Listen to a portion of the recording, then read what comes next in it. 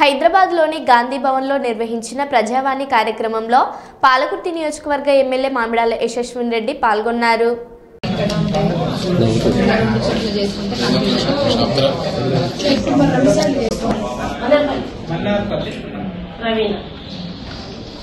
Details WhatsApp చేస్తామని details పంపిస్తాను. లేకపోతే ఐపీడీ అక్కడ డిలీట్ చేయాలి, ఇక్కడ డిలీట్ చేయాలన్నా నెంబర్ తీసుకోవాలని. ఆమె హైదరాబాద్ లో ఇంట్రెస్టెడ్ ఉంది, మలక్పేటలో చేయాలి.